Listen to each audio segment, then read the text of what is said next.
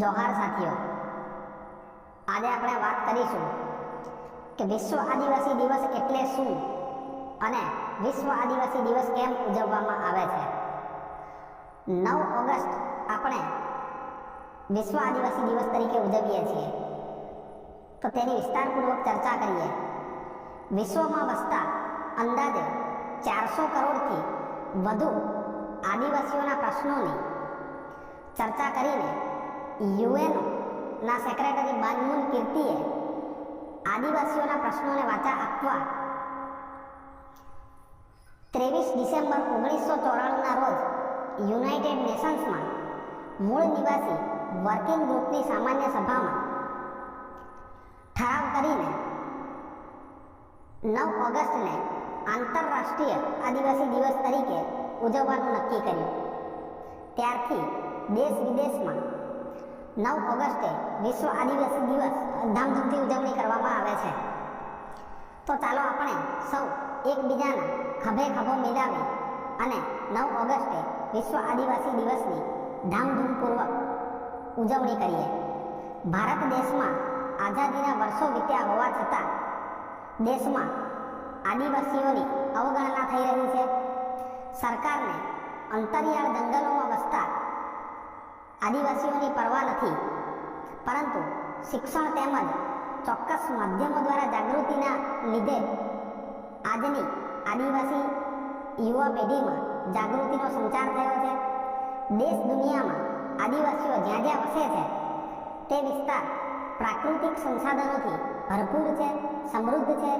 જળ, જંગલ અને જમીન તેમજ જમીનની અંદર ગર્ભાયેલી ખનિજ સંપત્તિ હડપવા અને આદિવાસીઓને વિસ્થાપિત તેમજ આદિવાસીઓને ખસેડવા માટે યેનકેન પ્રકારે પ્રયત્નો થઈ રહ્યા છે। સંયુક્ત રાષ્ટ્રસંઘ યુએનઓ દ્વારા 9મી ઓગસ્ટ વિશ્વ આદિવાસી દિવસ તરીકે જાહેર કરેલ છે।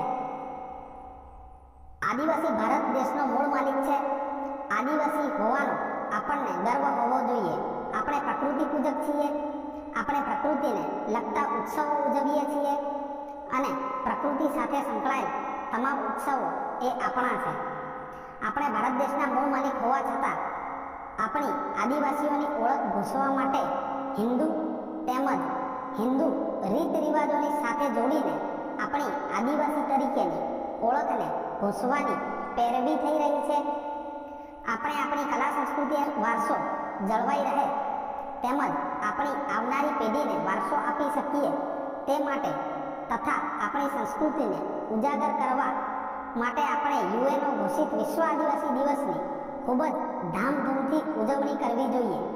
આપણે આપણી કલા સંસ્કૃતિ મુજબ વિશ્વ આદિવાસી દિવસની ઉજવણી કરવી જોઈએ। આપણે હિન્દુ નથી, આપણે આદિવાસી છીએ।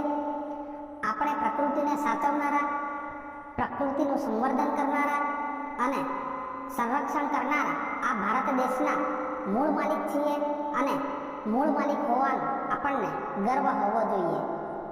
1982માં સંયુક્ત રાષ્ટ્રસંઘ યુએનઓ દ્વારા એક સમિતિની રચના કરવામાં આવી હતી અને તેની પહેલી બેઠક 1982ની 9મી ઓગસ્ટે મળી હતી।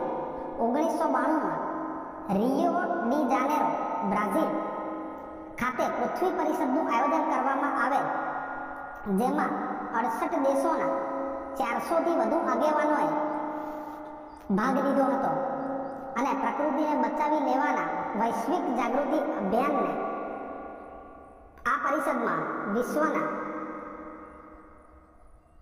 આદિવાસીઓ અને પ્રકૃતિને બચાવી લેવાનો વૈશ્વિક જાગૃતિ અભિયાન માટે અપીલ કરવામાં આવી હતી, જેના અનુસંધાને 1993માં યુએનઓ દ્વારા સમિતિના 11મા અધિવેશનમાં 1993ના વર્ષથી વિશ્વ આદિવાસી દિવસ ઉજવવાની ઘોષણા કરેલ।